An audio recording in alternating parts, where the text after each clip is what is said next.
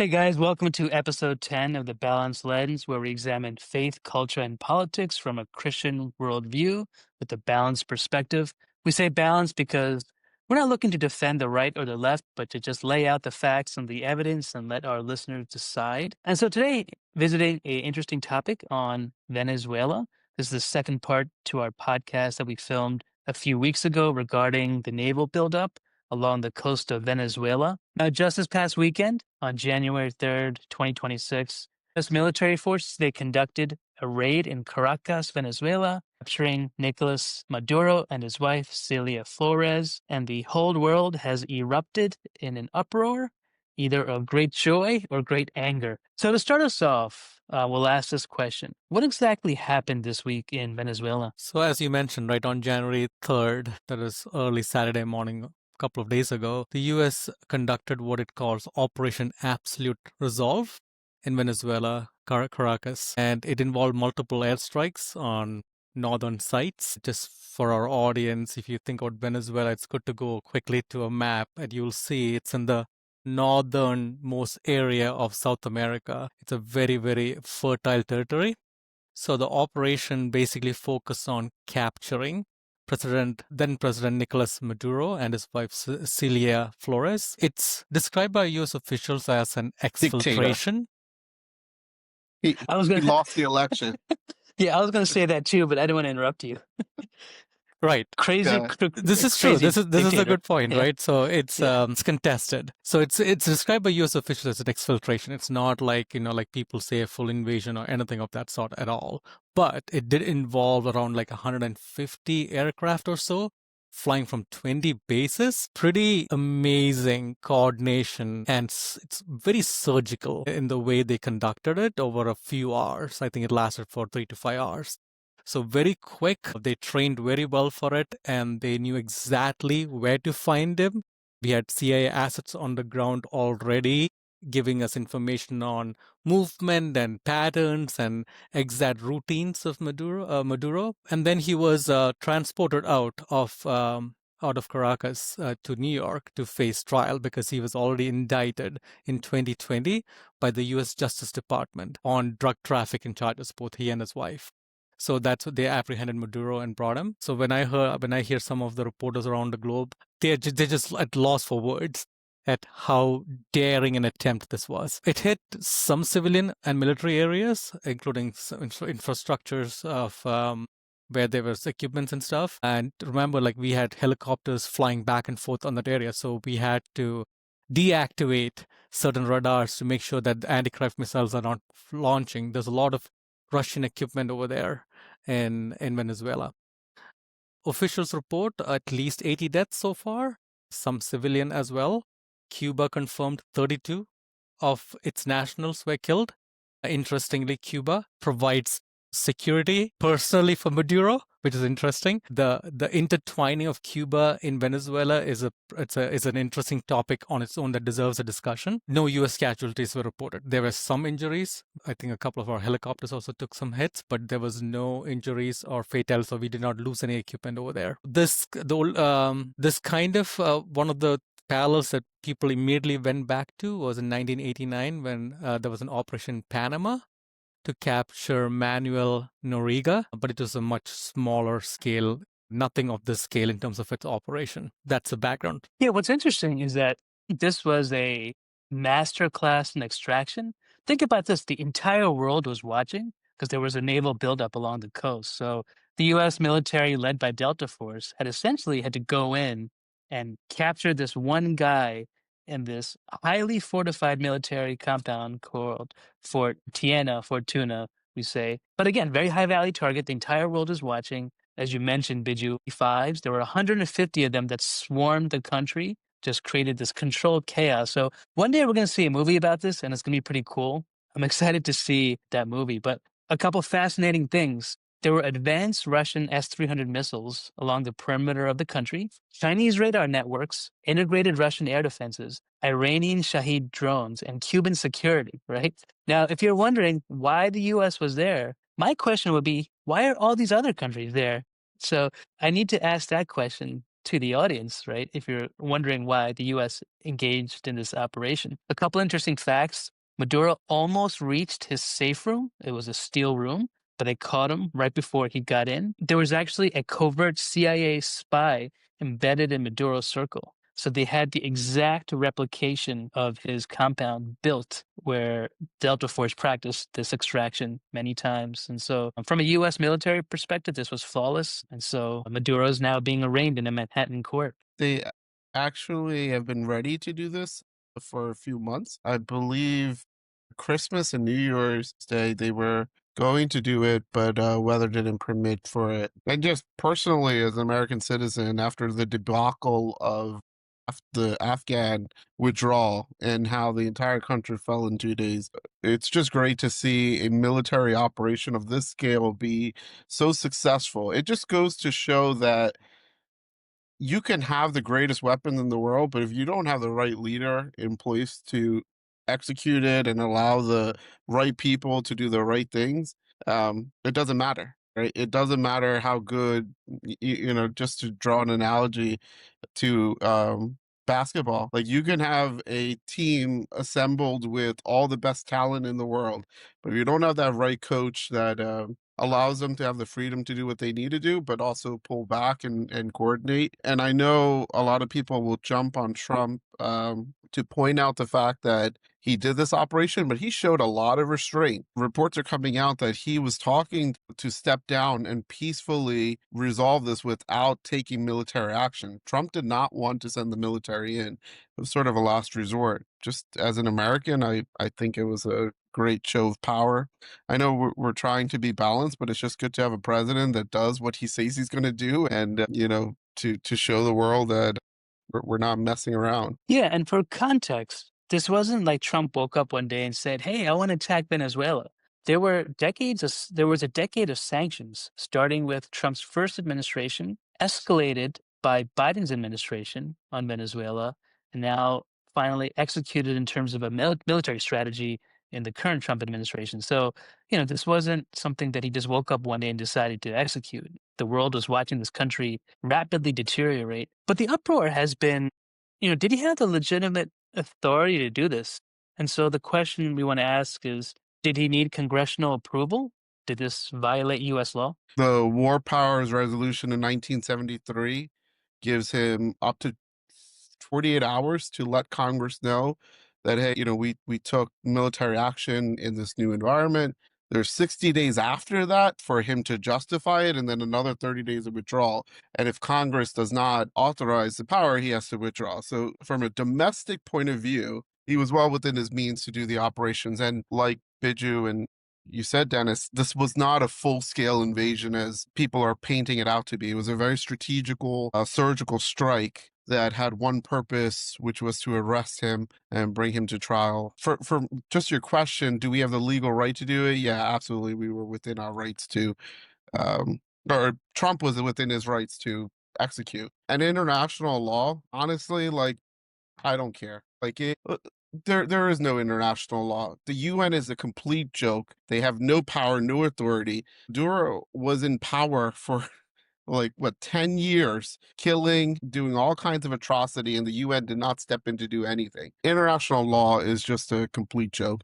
So I'm not going to even entertain the question. Yeah, we'll talk about international law in a second. But regarding congressional approval and the US Constitution and domestic law, do you think that he was in his frame of authority? Given his justification, he was. Now, you can argue that that's not the reason why he went in, and he's just using that as an excuse, which you could debate, and there's really no evidence for one way or another. But the limited attack that he did, the surgical strike, was within his powers as he framed it to Congress. Now, time will tell how Congress pushes back. Good, Yeah, Vijay. yeah. Interesting, right? Because the way the administration has been framing this, it's a law enforcement. They kept talking about law enforcement, and they backed it up, by the way, because the FBI was there. It is not only CIA and special forces. The FBI was also involved. This was Justice Department, FBI. So they talk about this as bringing to justice somebody who's already been indicted in 2020. And this was for them, for their perspective, it was law enforcement. And it's hard to argue against it a lot, I would say. I was pretty impressed. So when I first heard this, I was pretty impressed at how quickly and efficiently they did it. But I was also a little baffled at the very limited scope of operation. Yeah. That is not what I thought was going to happen. And we could get into this in detail, but Trump also said that he's not entertaining the opposition party to take over, whether it's Maria or the other candidate who supposedly won last year. It's hard then to argue against him that this was actually a law enforcement operation, which if that's true, and I heard that Marco Rubio was informing the Congress while the attack was ongoing, not prior to it.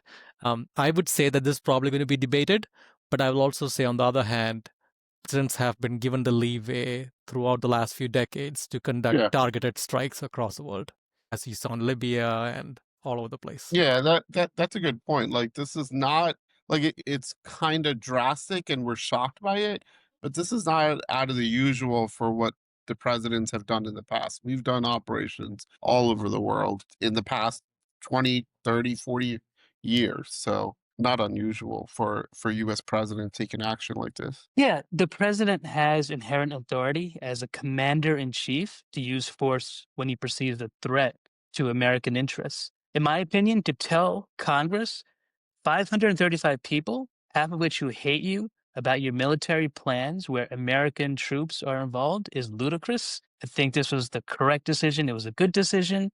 It was building up for nearly a decade.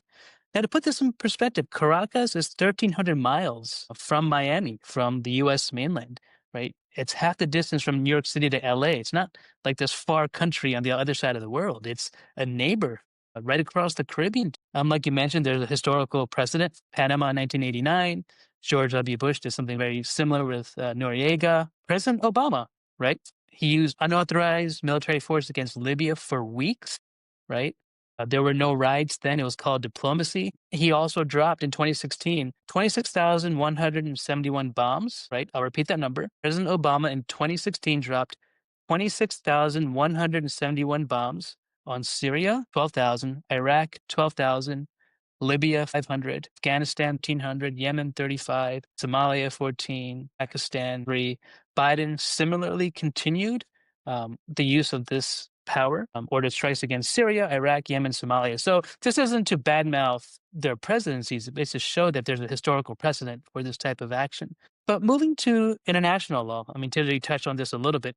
Does this violate international law, right? We have tons of laws that govern the relationships between countries. And this is where a lot of the uproar is.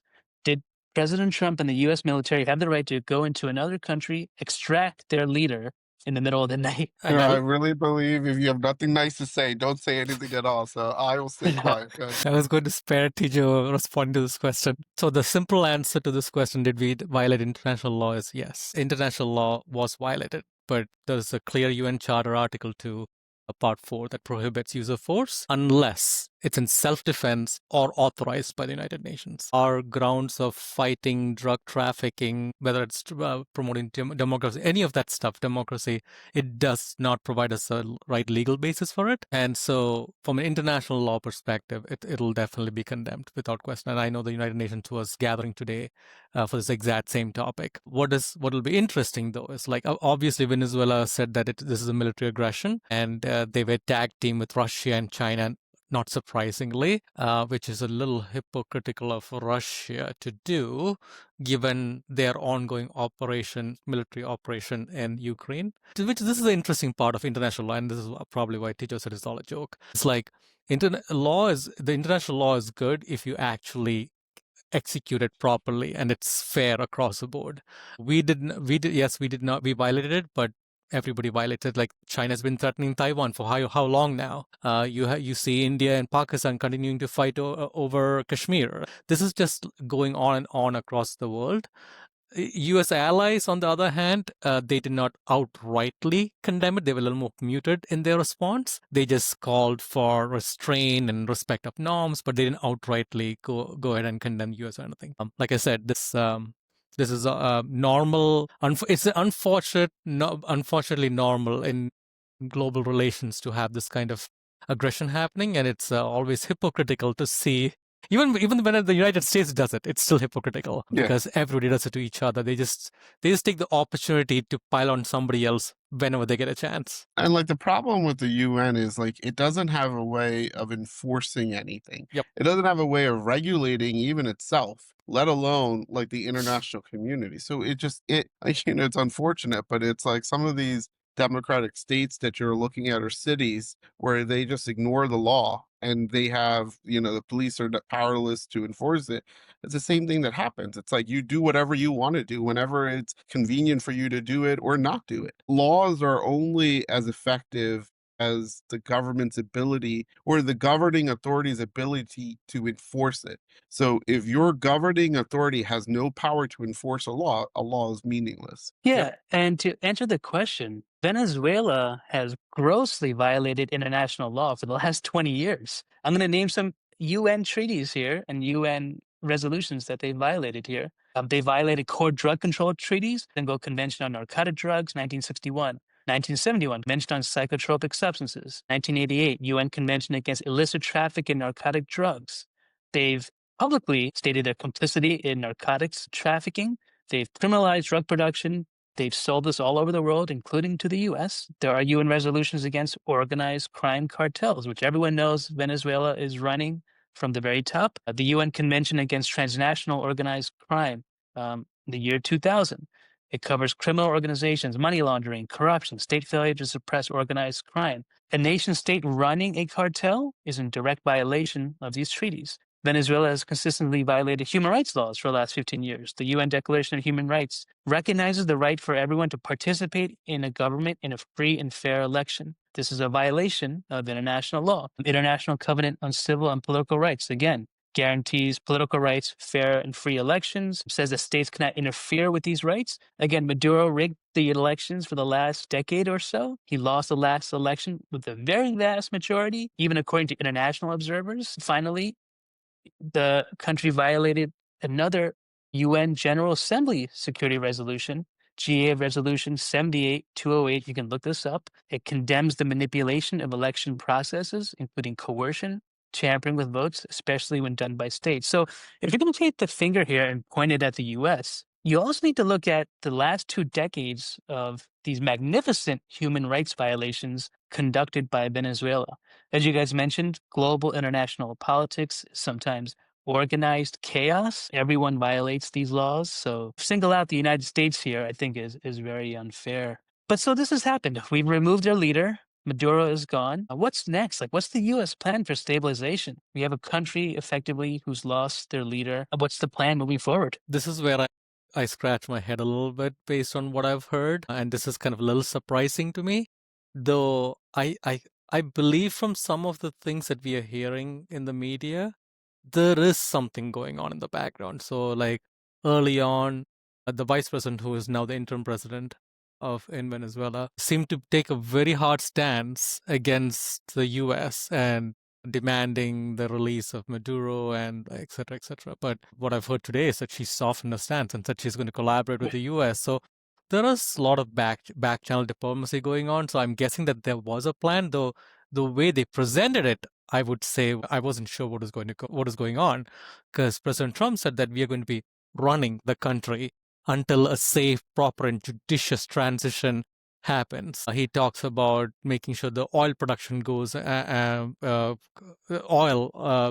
production is back to normal, and the U.S. companies are going to help with that. It feels like there's an outline of transition, but it's unclear what the roadmap is. But I say that, but on the other hand, I do trust Marco Rubio, and I trust that he has a proper plan. Like there is a plan in place, but we just haven't heard enough from the strategists to know what exactly it is. All we have heard is Trump saying some things, and it's classic Trump style. Yeah, I mean, just to echo what you said. I don't think the Trump administration has come outright and said what the plan is, but historically, the way the U.S. military works, this was not a full scale invasion like we mentioned before. It was more of a political coup that usually requires someone on the inside to orchestrate it. I was listening to a lot of commentary by Venezuelans that are celebrating the removal of this dictator. And one of the things they said is institutionally, the entire country at this point is corrupt, right? Judicially, the judges, the police officers, they are all loyalists to this dictator. So how do you go about transitioning power? And what the Venezuelan commentators I were listening to, they were saying that they're actually happy the U.S. is stepping in to institute a peacetime transition. I think what we'll see happen is the vice president, I forgot her name, will step in and will help in some form of transition. You know, hopefully they hold elections again. I would love to see Venezuela become another state of the United States. That would be if Trump could pull that off, that would be pretty amazing. But realistically, I think they're holding plans close to their heart, or I hope they do. And this is not a hey, I'm going to jump in and kill the head honcho and have no plan to transition. The U.S. military intelligence has these scenarios in wartime plans that they run and simulations. So I'm sure they have a transition plan. They're just not ready to disclose it. Did you just say we should make Venezuela the 51st state? I like woke up for a second there. The only person that looks remotely Venezuelan here is Biju. Think me and Tijo look more Brazilian here. Actually, at stores, people come up to me and start speaking Spanish more often Yeah. than you realize. It happens. But talking about U.S. stabilization, it's important for the listeners to understand that Venezuela was highly unstable for decades, right? So the current state of Venezuela is that it's a volatile, unstable seat of narco terrorism with deep corruption, where hostile countries like Cuba, China, and Russia are firmly embedded in every layer of Venezuelan politics and governance and security and economics and corporations. And so to expect Venezuela to be stable and normal like next week, it's unrealistic. And so this transition, we need to look at security, a safe political transition, economic stability, legal accountability. We need international cooperation. A few things I heard in the news: the US is going to temporarily govern. I think everyone's ears popped up when they heard Trump said that US will run Venezuela. We were like, what? Like, we're going to run another country? I think the idea and the heart behind this is a safe and proper judicious transition, like you guys mentioned. The US military is still going to be present there, especially when it comes to oil shipments and holding this interim government accountable. A big part of the US plan is to rehabilitate their oil industry. Oil is their bread and butter. Venezuela has the largest oil deposits in the world. This needs to be restored, rebuilt, so that the industry can bring prosperity back to the country. Now, in terms of the interim government, really interesting. Delcy Rodriguez was declared the acting president by Venezuela's Supreme Court. I think a lot of people expected Maria Corina Machado to like march on in on a white horse and take her throne. But Marco Rubio stated something interesting over the weekend. A lot of her base, though she was elected by 70% of the people, a lot of her base has left the country. And so the problem is that she may not have a strong base left. And so this will take time to determine when the US can set up free and fair elections again. Marco Rubio, he said that he's willing to work with her to see if they'll actually implement reform. So it'll be interesting. You know, she was a Maduro proponent. Let's see if she'll change her tune. Um, Thirdly, assets are frozen. Countries like Switzerland have frozen assets linked to Maduro's circle, so that will put pressure on the governance from this previous administration to hopefully change. So again, not a story that's going away next week or next month. This is going to be, I think, a multi-year effort. I look Is forward to the day when we're going to see like a Venezuelan election again. So that'll be exciting. one more thing that I think is important to highlight. Chavez took over the Venezuelan economy. I think he took over in 1999, right? Hmm. So in 1990, their GDP was about $50 billion, right? He took over when it was $100 billion, right? This is 1990 numbers, not adjusted for inflation. 2018, or sorry, at the peak, it was 2014, which got to 482 billion. It was at its peak in 2014. Today, their GDP of last year was 83 billion. So this is in a country that for 25 years have basically went backwards in time. And this is not adjusted for inflation, right? Like this is just real numbers that we're talking about.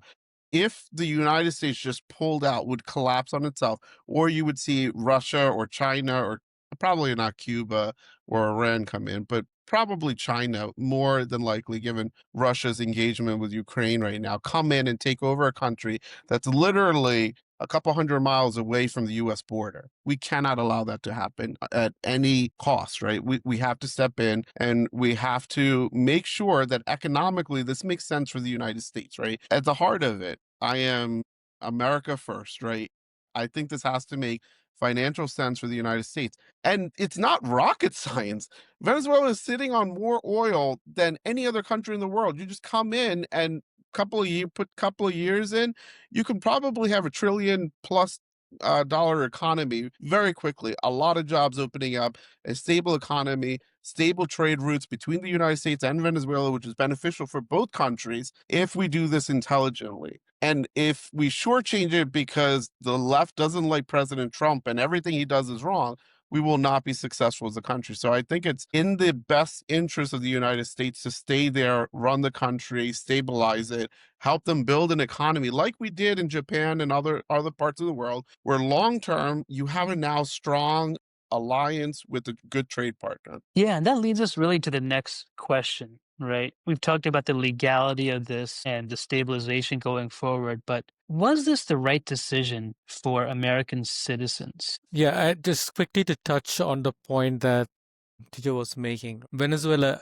does have the largest proven reserves in the world. Just for quick context, it has like a fifth of the entire world's reserves. That's how much oil. It's just ridiculously rich. And I know, Tijo, you were not in the last time when we talked about Venezuela, but Venezuela was the fourth richest country in the world in the 1950s through the 70s before Yeah. this transition happened. And there is a lot that we can learn, and we probably will cover it in another podcast about socialism, pluralism, and truly dig into it and understand why it doesn't work, even though on its surface, it actually sounds very good. So we can talk about it separately. In terms of like, was it the right decision, right? That is the question you're asking. So here's the tricky part. So Maduro, nobody is a fan of Maduro other than the small group on his side, right? With Cuba, Colombia, etc. He's been a human rights abuser for a long time, oppressing votes, oppressing his opposition, etc., etc. He enables drug cartels, which kills millions of people around the world. And to make things worse, about 25 to 30% of the Venezuelan population left Venezuela. Like it was one of the worst refugee crises that people don't normally talk about because they're so hyper-focused on the Middle East. But this was a man-made crisis in one of the richest countries in the entire world.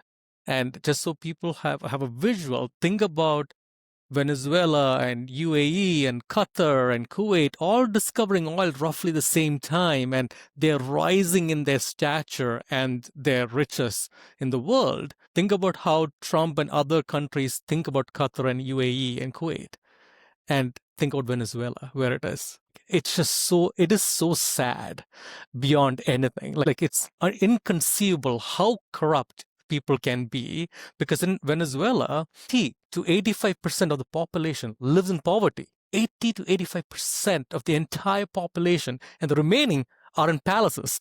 That's how bad the situation is there. So election fraud, human right abuses, refugee crisis, right? The hope is that we'll be able to get the oil market also in better stabilization because of this. So these are all the pros that can happen if we were to follow the pattern of what happened in Panama, which was considered to be one of the most successful interventions that we did. Now, the cons we have to also acknowledge. Like we do have to worry, but like thinking about Libya, Syria, Iraq is not a great parallel, but we also don't have a great intervention record in Latin America. If you think about Chile in 1973 and Guatemala in 1954, it's generally led to instability. That doesn't mean that this won't be successful. If we can learn lessons from the past and implement counteractions, it may work. But this is where we have to be careful. And this is one of the reasons why it is very sensitive.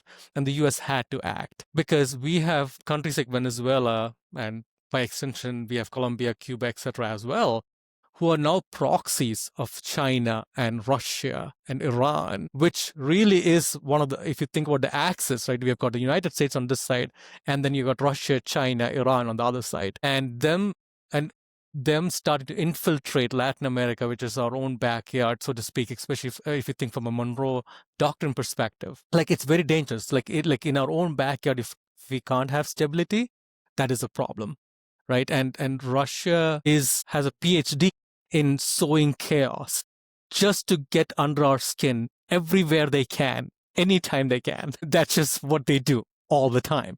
And I'm not talking about Russian people, obviously. I'm talking the Russian government. It's what they do, right? So we have constant threats in our internet, like cyber attacks from Russia and China all the time. All the time. So the fear, again, with this one is that will this go downwards? Will this cause more anti-American sentiments?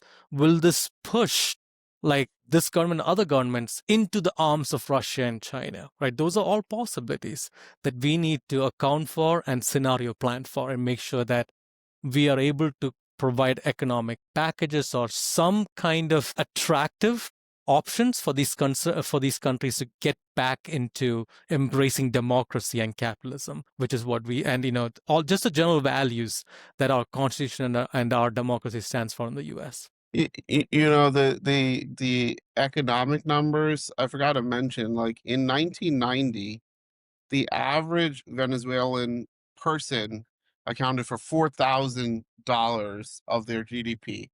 Last year, it was 800.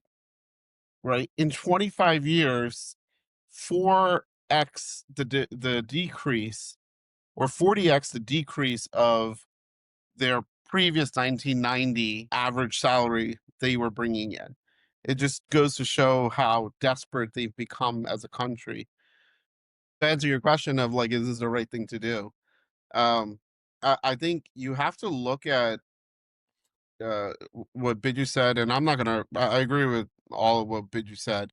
I'm gonna iterate it, but you have to look at the proxy war that's been going on, and Russia has essentially the national security of Venezuela. They've extended a lot of military power, personnel, intelligence into Venezuela, to which Venezuela has granted them military bases and places to use. China in what was it, last year or the year before, they were caught deploying their spy sea vessel in the Gulf there, and they were tracking US movement. These are countries that have openly stated that they want to topple the United States, and they have at every turn tried to destabilize the United States, right? That is a very important point that Trump obviously will not be bringing up because he doesn't want to get indicted and impeached again for starting a war. But if you look at the holistic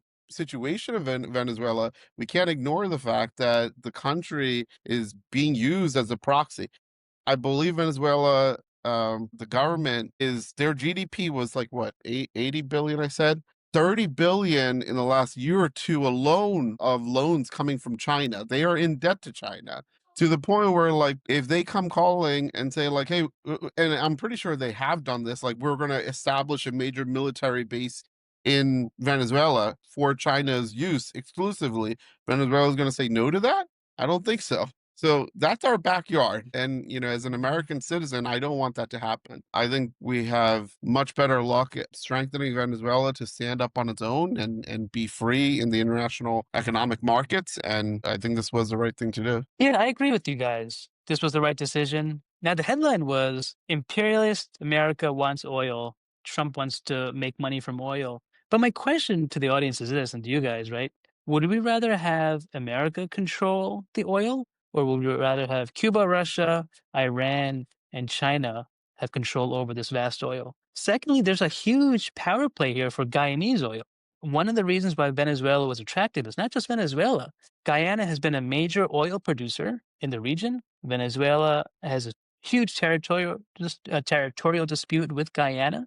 They have openly declared the desire to take over Guyana and take over their oil-rich Essequibo region. So this was also a huge factor in all of this. So, containment of these countries, their influence over this oil market, it's a good thing for America to have stable energy. Energy instability affects the teacher that wants to buy supplies for her classroom. Energy instability affects the inner city family that is living check to check, trying to buy groceries. Energy instability affects middle class families. And so energy stability is what the US is pursuing as well, on top of, containing these evil access of countries. It's also important to realize there are critical maritime routes around Venezuela, especially through the Caribbean.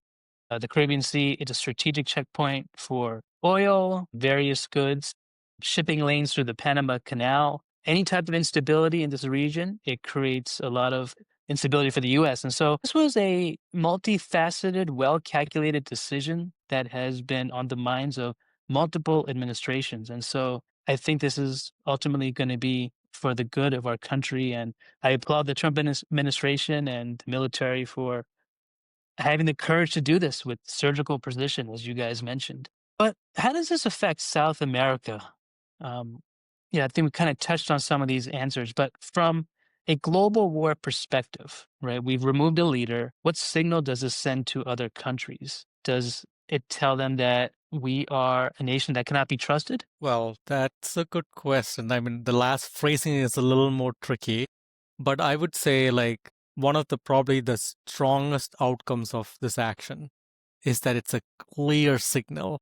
And I think Rubio doubled down on this and he said, when President Trump says something, you better take it seriously. Now, what's happened is now there's a lot of discussion. Greenland has come back into discussion, and Trump himself has put it back into discussion. And so Iran, everyone, like all the topics that Trump has been reiterating has come back to the forefront. That when he says something, he means something. He's been consistently now talking about Cuba, almost ready to fall. And when people asked him, like, well, what does that mean? Are you going to be engaged? It's like, maybe, maybe not sure, right? So he's smart enough to not show his hand, but it's a clear signal that America is serious in protecting its interests around the globe. And we have made it very clear in our latest security document, national security document, that we consider the Western Hemisphere our backyard. So we have gotten back to the, what is it, that 1800s, I think it is 1823 Monroe Doctrine that is established. And this is something that we have to carefully needle, though, I think, because like when we sanction these guys, right, what happens in the countries of our rivals, like our economic rivals, for example, in China and Russia, is like, for them, these are all opportunities. Anytime the US is upset at somebody and we openly scold them, they are likely to run into the hands, especially if they already have a government following that policy, like the communist policy, they're likely to go and run into the hands of Russia, China, etc.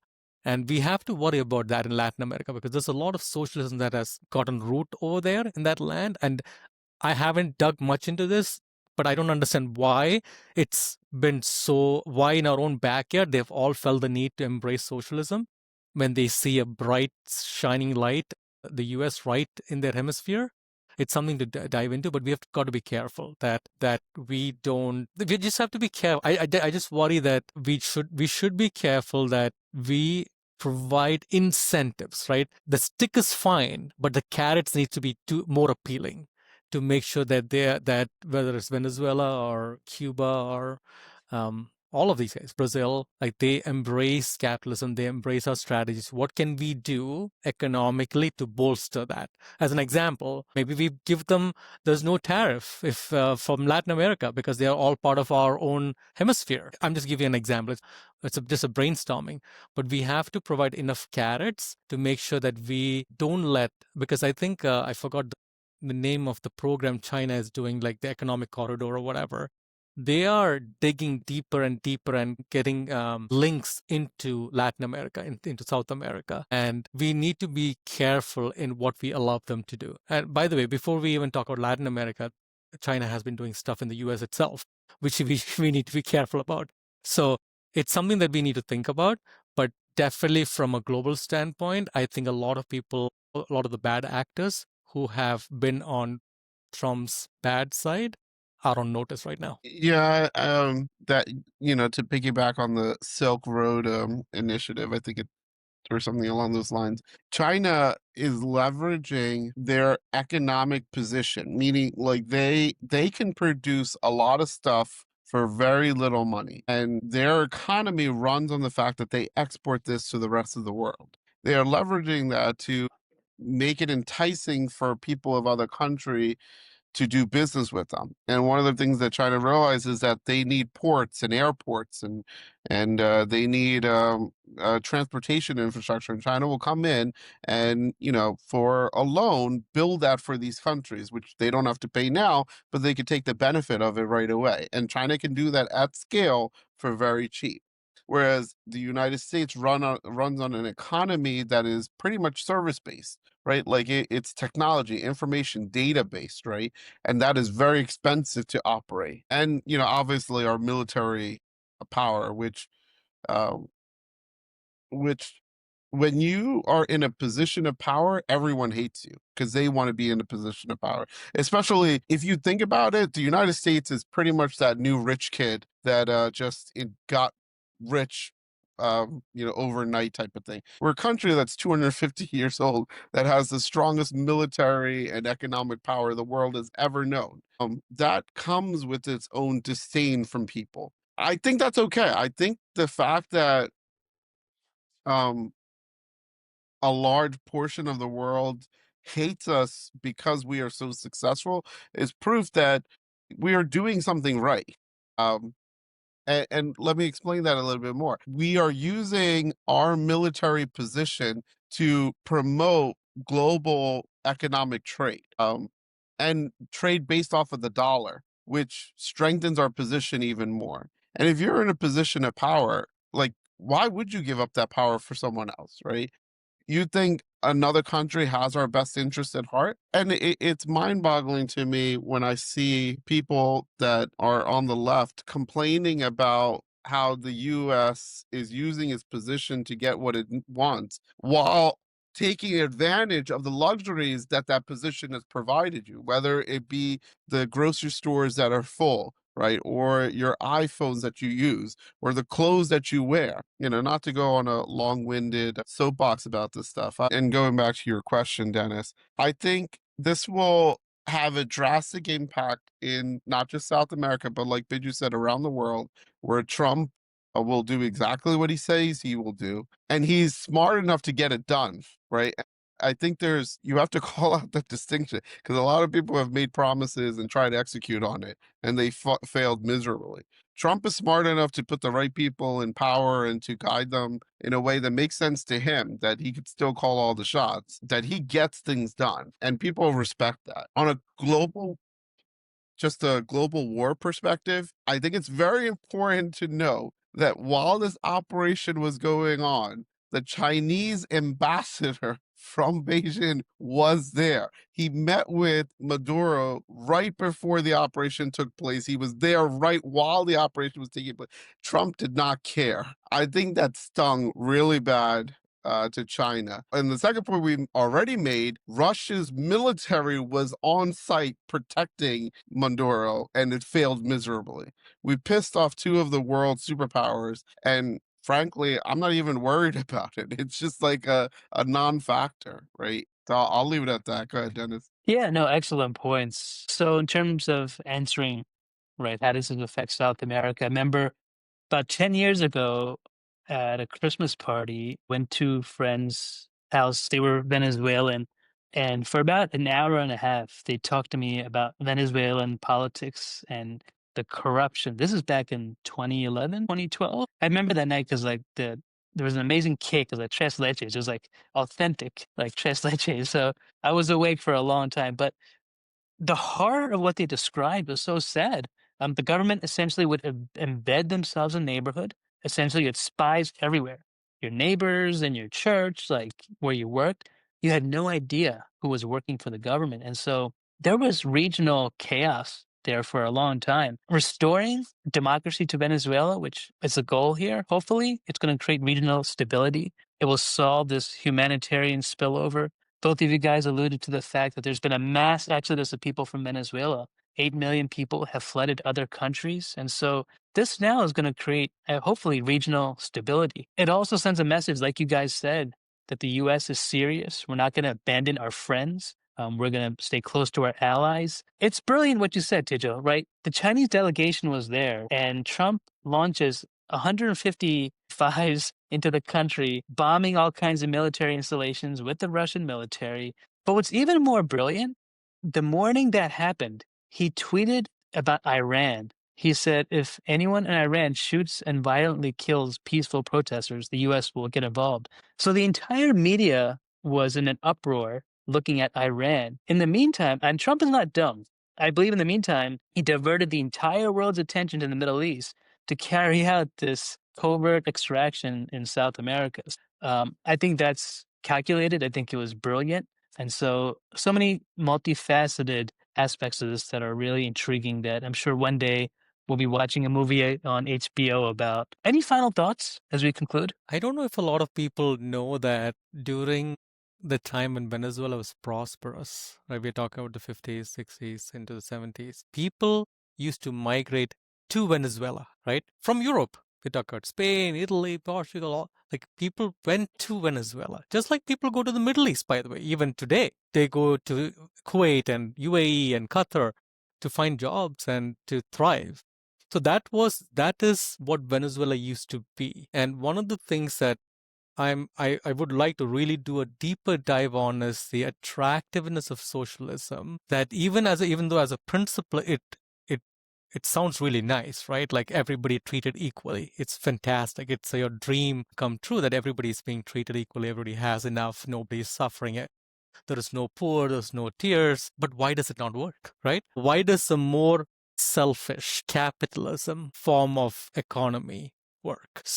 And there are people who talk about the politics states, etc., but it's worth diving into because we need to understand the attractiveness of these policies when they become attractive as well, just like we saw in New York, where now we have a democratic socialist being the mayor.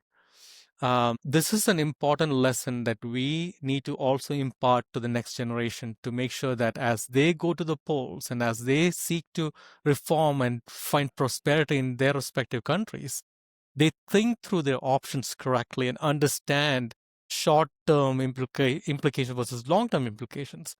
When Hugo Chavez came to power, he was able to actually get Venezuela to become more prosperous during the earlier years. He did actually make positive changes. He wasn't bad right at the start.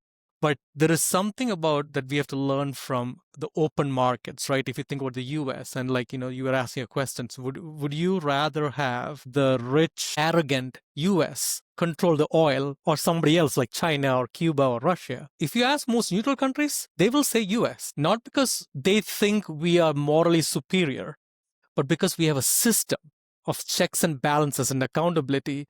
And even if it's Trump trying to do something big and dramatic in the world, Congress is there to hold him accountable.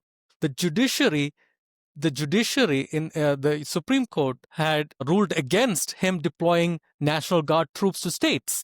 So he had to pull out. This is why the US is special, right? This is why I would trust the US. Not because we are inherently amazing and moral. No, there's plenty of selfish, corrupt people who only think about themselves.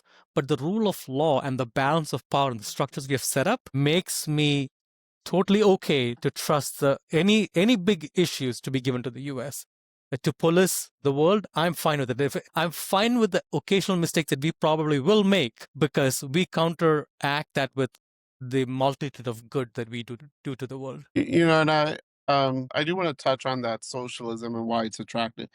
I think on the surface, there are people that are good at convincing other people that they have good intentions. And, in Jeremiah 17, the Bible says, the heart is deceitful above all things and desperately wicked. Who can know it? I think without God and a moral compass that is outside of human intelligence, human level playing field, there is no desire to actually do good. There's a desire to be successful. There is a desire to gather wealth for yourself and make all things equal.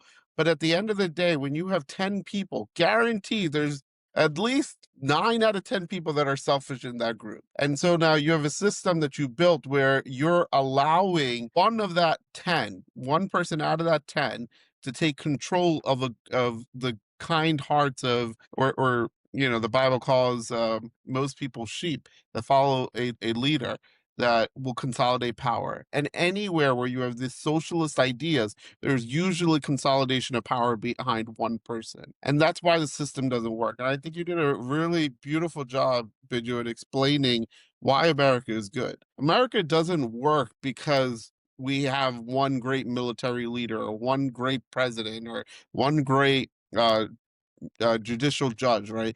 America works because there are checks and balances. The frameworkers of the Constitution knew that people are flawed, that they will get out of line. And so they didn't create just a balance between each other, but a three-pronged balanced approach that checks each other so that you can't take over all three. It's not possible, right? Not without currently no one's actually proven to be possible to take it all over. And the power behind the United States is our checks and balances that make sure one side doesn't overcome the other too much. Right. And you eventually get into the middle. And by the way, even though we say it's three-pronged, which is true from a legal perspective, the ultimate referee is still the media, which everyone hates on both sides, by the way. And that's Right. exactly what it's meant to do. I was Free reading press, yeah. I was reading a biography of George Washington, and he hated the media. George Washington. So they got under people's skin right from the start. This is not a new thing, but they hold people accountable. They ask the tough questions that nobody want to answer. Even the presidents have to make sure that they are able to respond to the media. And because there's plenty of media versus a state-run media, which is what happens in Russia and China and Cuba and everything, yeah. that's a difference. It's not state-run. So people will say whatever they want. Now, some of them may be selfish. It doesn't matter. You have enough of them to counteract each other. And I obviously Biju's probably the only balanced person in this group. You're definitely not balanced at all. Dennis, you might pass a little, but I think I do want to speak specifically to the liberals that are losing their mind over Trump's government and his administration. Like America has seen dark days in the past, whether you're on the right or the left, and America has survived. Please don't lose hope. Keep going to the polls, talking to people, have conversations. Don't disengage. Don't go so extreme to the other side that you're not willing to have a conversation. The whole reason I want to participate in this podcast of the Balanced Lens is to have that conversation, right? Like, please, if you're on the left and you are losing your mind, please go talk to a person on the other side. Understand what points they're bringing in, and just keep dialogue open. Otherwise, this country will fail. Yeah, excellent points. What makes America great is the beauty of disagreement and the diversity of thought that we see in every aspect of life, whether it's political life or academia, or media. And so those opinions are what make us great. To conclude, you might be listening and asking yourself, what does Venezuela have to do with me? I'm a single mom. I'm a guy who has a regular job. The Bible calls us to love one another, right? Politics, public policy is an extension of that. It's how do we effectively serve groups of people? And I'd be asking, well, Venezuela is on another continent. How does that affect me? Even when the storm is over the horizon, right? You feel a change in the air pressure. Even if a train is still miles away, right? It's still on the tracks and it's coming toward you. And so we have these conversations because we're trying to find the storms that are miles away. We're trying to see the train that's far away that could eventually hit us. And so Venezuela is one of those topics, may not affect you directly, but it could affect you in a very powerful way. And so excellent conversation here. We'll obviously continue on this. Venezuela is not going away. Maybe one day we'll film a podcast from Caracas in Venezuela and practice our freedom of speech there and see what happens. Anyway, Maybe. thanks guys for the great time. Encourage you guys to like and subscribe to our podcast, The Balanced Lens. We'll see you guys next week. It's good to be back. See ya. Great to have you back. Bye.